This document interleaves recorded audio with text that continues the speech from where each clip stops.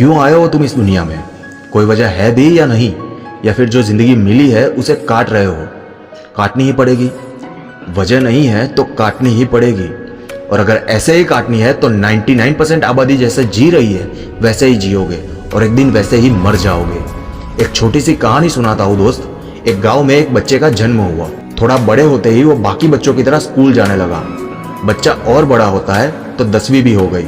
Junior college करने के बाद उसने अपनी ग्रेजुएशन भी कंप्लीट कर ली और एक दिन एक जगह पर नौकरी भी मिल गई। फिर उसकी शादी हुई, बच्चे हुए और कुछ सालों के बाद वो मर गया। क्यों? कहानी पसंद नहीं आई? पसंद नहीं आई तो बदलो, तुम्हारी खुद की तो कहानी है ये। और कहानी बदलनी है तो सबसे पहले उस वजह को ढूंढो, उस मकसद को ढूंढो जिसके लिए ऊपर वाले ने तुम्हें इस दुनिया में भेजा है। क्योंकि जब तक वो वजह पता नहीं होगी वो मोटिवेशन नहीं मिलेगा। और इसलिए मोटिवेशन वीडियो देखकर लोग बोलते हैं कि भाई मोटिवेशन ज्यादा देर तक नहीं रहता। रहेगा भी कैसे? अगर उस मोटिवेशन को कोई वजह ही नहीं मिलेगी तो वो तो हवा होगा ही ना।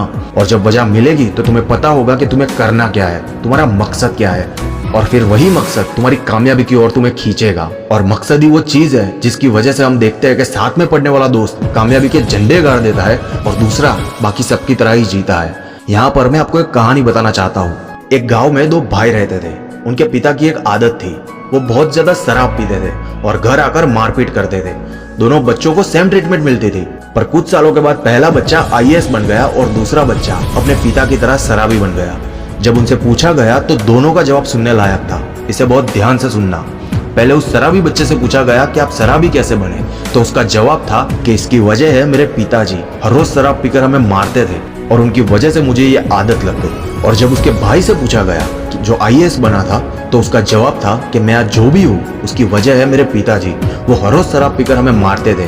तभी मैंने डिसाइड किया था कि मैं इन सब से बाहर निकलूंगा और कुछ बड़ा करके दिखाऊंगा ताकि वापस मुझे वो लाइफ ना जीनी पड़े। और इसी वजह ने मुझे आज इस मुकाम पर पहुंचा दिया। दोस्तों, आप लोग भी किसी न किसी मुसीबत से गुजर रहे होंगे, लेकिन उस मुसीबत को कभी भी वजह मत बनने देना अपने नाकामयाबी की। उल्टा उस मुसीबत को मोटिवेशन बनाओ और कुछ ऐसा कर जाओ कि जिस मुसीबत से आज आप गुजर रहे हो वो कुछ साल के बाद आपके आसपास भी ना भटके।